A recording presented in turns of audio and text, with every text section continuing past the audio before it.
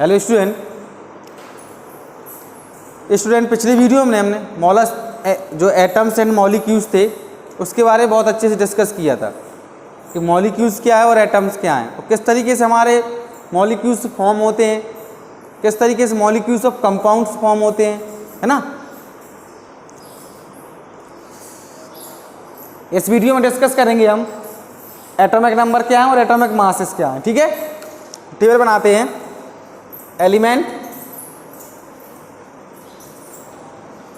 Atomic number, atomic masses.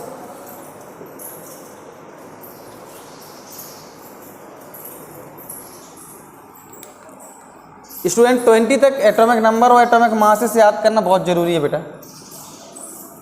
क्योंकि अगर आपको एटॉमिक नंबर और एटॉमिक मासेस अच्छे से याद हैं तो आप किसी भी एलिमेंट का मास कैलकुलेट कर सकते हो। ठीक है, मैं लिखता जाता हूँ एलिमेंट और मासेस, आप उसको नोट करेंगे।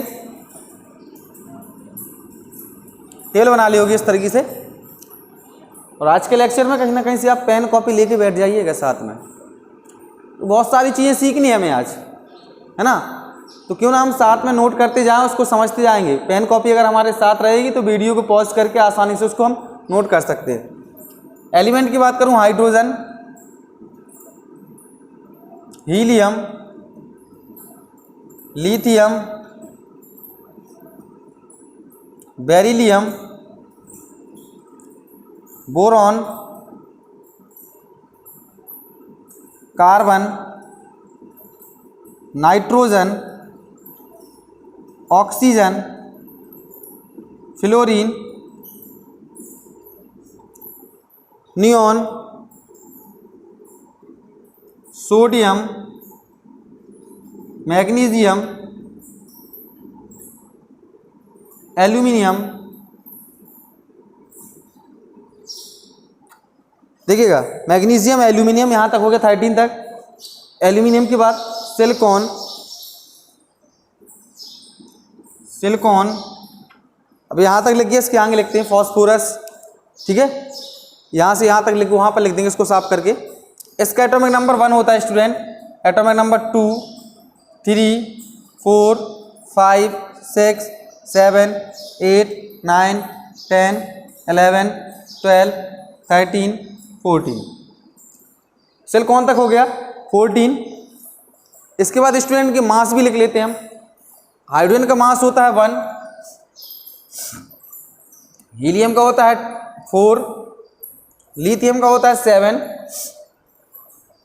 बेरिलियम का 8, बोरॉन का 10, कार्बन का 12, नाइट्रोजन का 14, ऑक्सीजन का 16, फ्लोरीन का 19, नियोन का 20। ठीक है, यहाँ लिखा है इसका 19, ये 10 का 20 इसके सामने 20।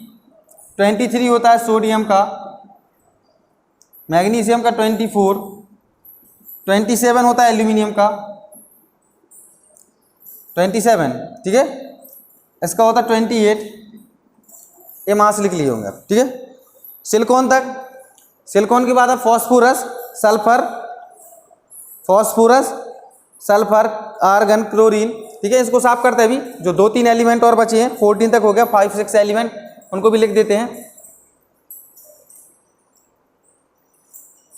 हाँ, बोरॉन 5-6। ठीक है, यहाँ तक इसको लिख देते हैं अभी। ये इसको भी 6, कार्बन को भी साफ कर देते हैं। 7 तक लिखे हुए हैं। कितना हो गया सिलिकॉन के बाद फॉस्फोरस, सल्फर,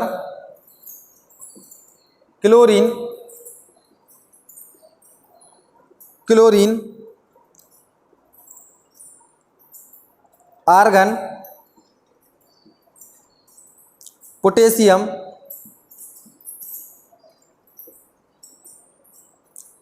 कैल्शियम।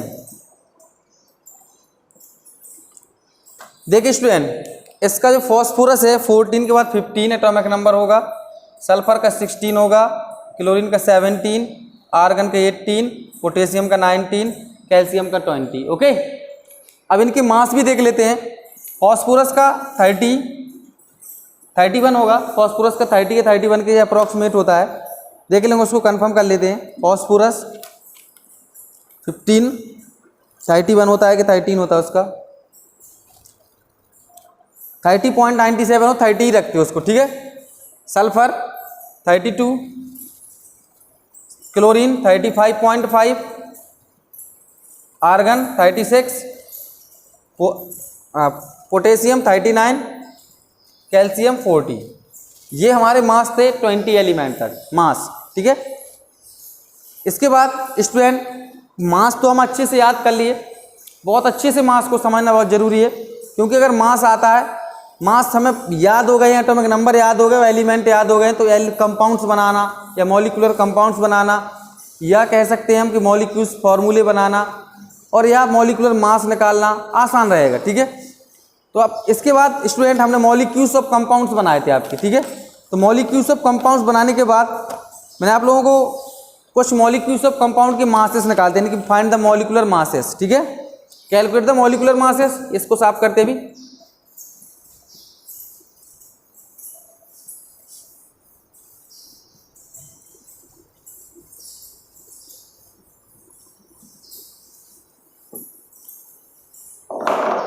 ये टॉपिक उस दिन डिस्कस किया था, मॉलिक्यूल्स ऑफ कंपाउंड, है ना। देखिएगा मॉलिक्यूल्स ऑफ कंपाउंड, तो मॉलिक्यूल्स ऑफ कंपाउंड्स मैंने क्या बताया था, 2 or more different element combine together to form molecules of compound. 2 or more different element मैंने बताया था ना, CH4, मैं बार बार दोहरा रहा हूँ उस चीज़ को, कहीं ना कहीं से इंपॉर्टेंट होगा टॉपिक, है ना। 2 or more different element, hydrogen और हमारा यहाँ पर कार्बन डिफरेंट एलिमेंट कंबाइंस होके कंपाउंड्स फॉर्म बोलते हैं, उसको बोलते हैं मॉलिक्यूल्स ऑफ कंपाउंड। और उस दिन मैंने आपको ये बताया था किस तरीके से फॉर्म होगा, है ना, फॉर्म करना ही बता दिया था। अब इसके बाद मॉलिक्यूल्स ऑफ कंपाउंड के बाद हमारा जो टॉपिक है, calculate the molecular mass, calculate the molecular mass, calculate the molecular mass, masses. ये टॉपिक तैयार करना है हमें कि मॉलिक्यूलर मासेस को किस तरीके से हम कैलकुलेट करते हैं। फॉर एग्जाम्पल की बात करूं मैं, एग्जाम्पल नंबर 1, बहुत सारे एग्जाम्पल इसमें करेंगे। जैसे मैं बात करूं CH4, इसका मॉलिक्यूलर मास कैलकुलेट करना, ठीक है। तो किस तरीके से मॉलिक्यूलर मास इसका कैलकुलेट करेंगे स्टूडेंट, देखिएगा। मास निकालने के लिए सबसे पहले तो हम नंबर जानना जरूरी है कि कार्बन है ना, एलिमेंट कार्बन है ना, ये हाइड्रोजन है। अब कार्बन का मास लिखना जरूरी है और हाइड्रोजन का मास जानना जरूरी है। तो कार्बन का भी मास लिखा है, इसलिए मैंने कहा था कॉपी और पेन ले लीजिए ताकि आप लोग क्लियर कर उठे। कार्बन का मास कितना लिखा, 12। जब हम 2 एलिमेंट्स को कर रहे हैं तो हमारे मास ऐड होगा उनका, ठीक है, प्लस कंपाउंड बना रहे हैं तो कंबाइन होंगे तो मास भी उनका क्या होगा, ऐड होगा। हाइड्रोजन का मास 1 × 4, क्योंकि 4 मॉलिक्यूल्स लिए हमने इधर, ठीक है ना, 4 मॉलिक्यूल्स कैलकुलेट कर लेते। 12 + 4 कितना है, 16 ग्राम। तो इसका जो हमारा मास होगा CH4 कितना है, 16 ग्राम निकला। एक और एग्जाम्पल देख लेते हैं, example number 2, calculate the mass of चल रहा है हमारा H2SO4 की बात कर लेते हैं, H2SO4 sulphuric acid student, sulphuric acid है। अब इसका मास कैलकुलेट करना हम किस तरीके से करेंगे, देखिएगा हाइड्रोजन 1 है, 2 मॉलिक्यूल्स ऑफ हाइड्रोजन लिए गए, तो 2 प्लस यहाँ पर सल्फर, हमारा सल्फर का एटॉमिक नंबर कितना बताया, 32 बताया ना, 16 एटॉमिक नंबर, मास कितना 32, प्लस ऑक्सीजन के एटॉमिक नंबर 16 × 4 मॉलिक्यूल्स लिए गए। मास आपको याद रखने बहुत अच्छे से, देखिए 2 प्लस 32 प्लस 64, 34 प्लस 64, इसको कैलकुलेट करेंगे तो 98 ग्राम। कितना मास निकला हमारा, 98 ग्राम निकला इसका H2SO4। कन्फ्यूजन तो नहीं है अभी यहाँ पर, मास आपको याद करने पड़ेंगे, ये बात अच्छे से सोच लीजिए आप लोग। चलिए एक एग्जाम्पल और ले लेते हैं। सपोज मैं बात करूं, एग्जाम्पल नंबर 3 है HNO3, ये नाइट्रिक एसिड है, नाइट्रिक एसिड। अब ऐसे नाइट्रिक एसिड की, ये मीथेन है बेटा हमारा, मीथेन है, क्या है, मीथेन है। इसको देखिएगा HNO3 तो हाइड्रोजन का 1 हो गया, प्लस नाइट्रोजन कितना लगा था अभी हमने 7 2 14, प्लस ऑक्सीजन के अंदर कितना लिखा अभी 16 इंटू 3 कितना होगा 15 प्लस 48, यही आएगा ना। इसको कैलकुलेट कर लेते स्टूडेंट, यहां से कैलकुलेट कर लीजिए 3 4 1 5 6 63 ग्राम, कितना आया 63 ग्राम आ गया हमारा स्टूडेंट। इसके बाद हम नेक्स्ट वीडियो देख लेते हैं, मतलब नेक्स्ट और एक एग्जाम्पल इसमें समझ लेते हैं। एग्जाम्पल नंबर 4 है, जो ग्लूकोज है, ग्लूकोज का फॉर्मूला C6H12O6, C6H12O6। अब इसका मास कैलकुलेट करते हैं स्टूडेंट, किस तरीके से इसका मास निकलेगा, यहां समझेंगे 6 है कार्बन, कार्बन का एटॉमिक नंबर कितना होता है 6, मास होगा 12 into multiply by 6 plus 1 into 12 plus यहाँ देखिएगा 6 इंटू 6 नहीं है, इसका करेंगे 32 इंटू 32 है ना इसका मास इंटू 6। अब इसको फर्दर कैलकुलेट कर लीजिए, ठीक है। 72 प्लस 12 प्लस 16 है इधर बेटा 16, ठीक है 96। अब इसको कैलकुलेट कर लेना, इसका जो मास होगा वो ग्राम में निकल आएगा। क्लियर स्टूडेंट इधर से किस तरीके से मॉलिक्यूलर मास को कैलकुलेट करेंगे, मॉलिक्यूलर मास कैलकुलेट करना अगर आया। ओके, नेक्स्ट टॉपिक हमारा आयंस। आयंस क्या होते हैं उसको समझते हैं, इसको साफ कर देते हैं।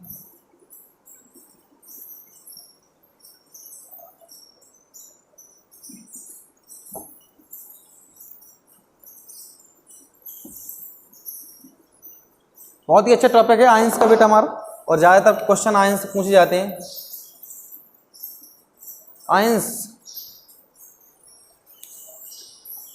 इधर समझिए, आयंस होते क्या है। सबसे पहले तो आयंस का मतलब है पॉजिटिवली चार्ज होगा या निगेटिवली चार्ज होगा, Cl नेगेटिव, यही तो आयंस है, पॉजिटिवली चार्ज या निगेटिवली चार्ज वो आयंस कहलाएंगे। तो आयंस की डेफिनेशन क्या बनेगी student, an ion is an positively और निगेटिवली चार्ज्ड एटम, है ना। जो एटम होंगे या तो पॉजिटिवली चार्ज होंगे या निगेटिवली चार्ज होंगे, वो क्या कहलाएंगे, हमारे आयंस कहलाएंगे। लिख सकते हैं इसकी definition, an ion is an positively और negatively charge atom is called ion. Ion. अब देखेंगे आयन से हम एग्जाम्पल लिख सकते हैं बहुत सारे। सपोज बात करूं, सोडियम, क्लोरीन, ऑक्सीजन, ठीक है, और भी लिख सकते हैं आप, मैग्नीशियम, डबल पॉजिटिव, ये सारे के सारे आयन्स हैं। क्लियर एन आयंस की definition, an ion is an positively और negatively charge atom is called ions. मतलब जो एटम होंगे वो पॉजिटिवली चार्ज होगा या नेगेटिवली चार्ज होगा, उसे हम आयंस बोलेंगे। टाइप्स ऑफ आयंस की बात कर लेते हैं। There are 2 types of ions, positively charge ions और नेगेटिवली चार्ज आयंस, ठीक है। टाइप ऑफ आयंस,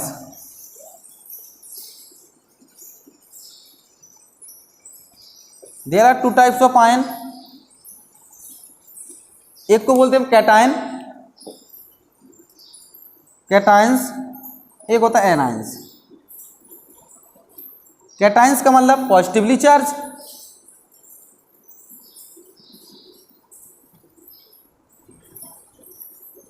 एनायंस का मतलब negatively charge.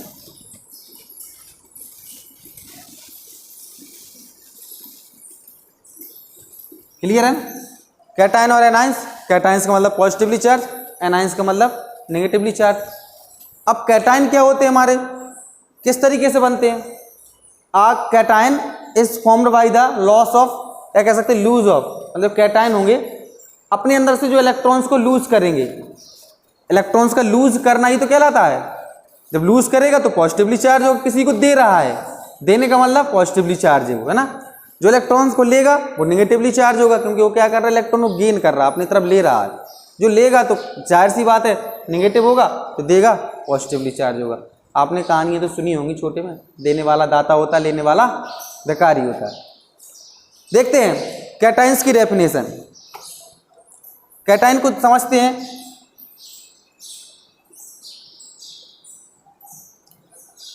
A cation is formed. A cation is formed by the loss of one or more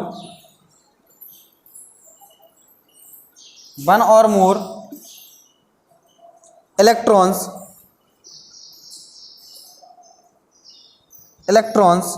by an atom। देखिएगा, a cation is formed by the loss of one or more electron, यानी कि एक से अधिक electron को loss करना, वो क्या कहलाता, हमारा कैटाइंस कहलाता। फॉर एग्जाम्पल सोडियम को बात कर लो अभी, सोडियम, मैग्नीशियम, आयंस में लिखेंगे, ठीक है। सोडियम आयन Na पॉजिटिव बनेगा और मैग्नीशियम डबल पॉजिटिव बनेगा, लॉस कर रहे हैं, ठीक है। अब इनको हम समझ लेते हैं किस तरीके से इलेक्ट्रॉन लॉस करते हैं अपने। इधर देखेंगे जो सोडियम आयन है वो किस तरीके से Na पॉजिटिव बना हमारा, उसको समझेंगे। इधर देखिएगा सोडियम का एग्जाम्पल जो लिया हमने, एग्जाम्पल सोडियम का है, Na का पॉजिटिव बना है। अब सोडियम की बात करें, जैसे Na है हमारा, अब Na ने एक इलेक्ट्रॉन को लूज किया, 1 इलेक्ट्रॉन, है ना, एक इलेक्ट्रॉन लूज कर रहा है ये अपना। लूज करने के बाद यहां बना लेता है Na पॉजिटिव। अब इसका देखेंगे एटॉमिक नंबर क्या हो रहा है, बहुत अच्छे से समझेंगे। सोडियम है इधर स्टूडेंट, तो ये क्या है, सोडियम एटम है, सोडियम एटम। इसका एटॉमिक नंबर देखो स्टूडेंट, एटॉमिक नंबर 11 होगा, है ना, एटॉमिक नंबर 11 है। अब इसने अपने अंदर से एक इलेक्ट्रॉन को निकाल दिया है, अपने अंदर से एक इलेक्ट्रॉन को निकाल देना, तो यहां पर इसका एटॉमिक नंबर, यहां पर इसने एक इलेक्ट्रॉन को निकाला, तो ये क्या बन गया जाके, सोडियम आयन, सोडियम आयन क्या बन गया, अब आयंस में कन्वर्ट हो गया, या एटम था। अगर हम इसका इलेक्ट्रॉनिक कन्फिग्रेशन करते तो 281, 281। अगर अब इसका इलेक्ट्रॉनिक कन्फिग्रेशन करते तो 28, क्योंकि इसका एटॉमिक नंबर 10 बचा है। अब यहां समझेंगे, ये चीज तो मैं पहले बता चुका हूं ना, कोई भी इलेक्ट्रॉन अगर स्टेबल होना चाहता है ना, समझिएगा, बहुत अच्छे से समझाया था। अगर कोई भी एटम स्टेबल होना चाहता है या वो स्टेबल रहना चाहता है, तो उसे अपने पास, या तो उसके पास 2 इलेक्ट्रॉन हो, या 8 इलेक्ट्रॉन हो, या 18 हो, या 32 हो। अगर ये इलेक्ट्रॉन्स लास्ट सेल में प्रेजेंट हैं तो वो स्टेबल है। अब इसके लास्ट सेल में 1 था, अगर इसे स्टेबल होना तो एक इलेक्ट्रॉन को लूज करना पड़ेगा, तो उसने एक इलेक्ट्रॉन लूज कर दिया यहाँ पर, ठीक है। अब बात आती है कि इस पर पॉजिटिवली चार्ज आया कैसे, उसको जानना जरूरी है, ठीक है। तो हमें पहले उससे पहले कुछ समझना पड़ेगा। जो एटॉमिक नंबर होता है, एटॉमिक नंबर समझेंगे बहुत अच्छे से, atomic number is equal to electron. Electron, जो एटॉमिक नंबर होता है वो इलेक्ट्रॉन के इक्वल होता है, और electron is equal to proton. Electron का मतलब नेगेटिवली चार्ज, प्रोटॉन का मतलब पॉजिटिवली चार्ज। तो एटॉमिक नंबर होगा इलेक्ट्रॉन के इक्वल स्टूडेंट, और इलेक्ट्रॉन होगा प्रोटॉन के इक्वल। अब देखिएगा, इधर देख लीजिएगा, यहां सोडियम है, इसका एटॉमिक नंबर क्या है, 11, ये लिखा मैंने अभी यहां पर, एटॉमिक नंबर कितना है इसका, 11। अब इसका एटॉमिक नंबर 11, तो इस पर इलेक्ट्रॉन्स भी कितने होंगे, 11। इलेक्ट्रॉन इज इक्वल टू 11, जो कि नेगेटिव चार्ज है ना, और electron is equal to proton, तो इसका प्रोटॉन भी कितने होंगे, 11, जो पॉजिटिवली चार्ज है। अब यहां देखिएगा, ओवरऑल अगर इसका चार्ज निकालते हैं हम, ओवरऑल चार्ज कितना निकलेगा, इलेक्ट्रॉन प्रोटॉन आपस में इक्वल है, तो ओवरऑल चार्ज आएगा 0, आ रहा है ना 0, है ना। इस पर तो ओवरऑल चार्ज 0 है, यानी कि हमारा एटम है अभी। अब इस तरफ भी चेक कर लेते हैं, इसको चेक करना जरूरी है। इसको साफ करता हूं अभी मैं।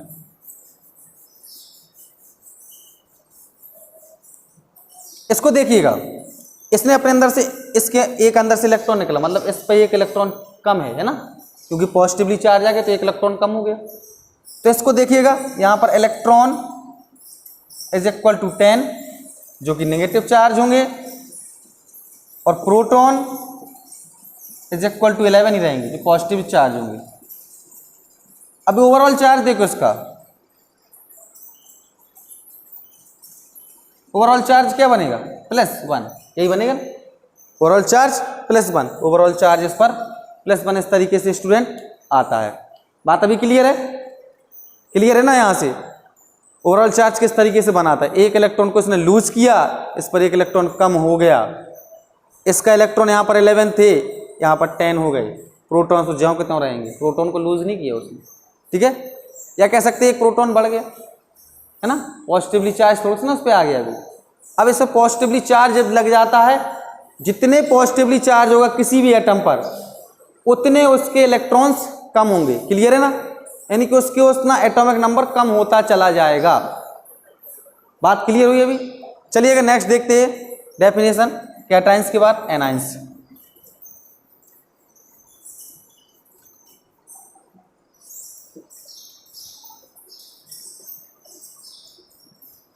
समझते जाइएगा स्टूडेंट अच्छे से, और नोट भी करते जाइएगा आप लोग। एनाइंस को देखते हैं। A anion is formed by, a anion is formed by the gain करेगा इलेक्ट्रॉन, क्या करेगा, गेन मतलब अपने तरफ लेगा इलेक्ट्रॉन को, गेन ऑफ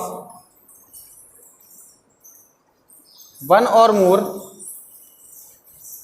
इलेक्ट्रॉन या 1 or more electron by an atom. Clear. अब गेन की बात आती है, इसमें हम एग्जाम्पल बात कर लें क्लोरीन की, ठीक है। एग्जाम्पल क्लोरीन का ले लेते हैं, क्लोरीन आयन। अब क्लोरीन आयन है किस तरीके से बना है उसको समझेंगे अभी। देखिएगा क्लोरीन है, इसके पास 287, लास्ट सेल में 7 होगी, क्योंकि इसका एटॉमिक नंबर क्या होता है स्टूडेंट, एटॉमिक नंबर 17। सबके एटॉमिक नंबर जानना जरूरी है, इसलिए तो मैंने एटॉमिक नंबर और मास लिख दिए थे, ताकि एटॉमिक नंबर और मास आपके सामने रहेंगे तो आप आसानी से किसी भी चीज़ को सॉल्व कर सकते हो। अब अगर इससे स्टेबल होना है तो इससे एक इलेक्ट्रॉन लेना पड़ेगा ना, ठीक है। तो एक इलेक्ट्रॉन क्या करेगा, लेगा ये +1 इलेक्ट्रॉन, क्योंकि 7 इलेक्ट्रॉन देना तो आसान नहीं है ना, 7 इलेक्ट्रॉन या तो देना पड़ेंगे या एक इलेक्ट्रॉन मिल जाए तो इसकी लास्ट सेल फिल हो जाएगी ना। तो 7 इलेक्ट्रॉन देना थोड़ा कठिन होगा, एक इलेक्ट्रॉन लेना आसान होगा। क्या बन जाएगा, Cl नेगेटिव। अब इधर क्या बन गया, क्लोरीन एटम था अभी, ये क्लोरीन एटम, यहां पर क्या बन गया, क्लोराइड आयन। क्लोराइड बोलेंगे क्योंकि नॉन मेटल से, ठीक है, क्लोराइड आयन।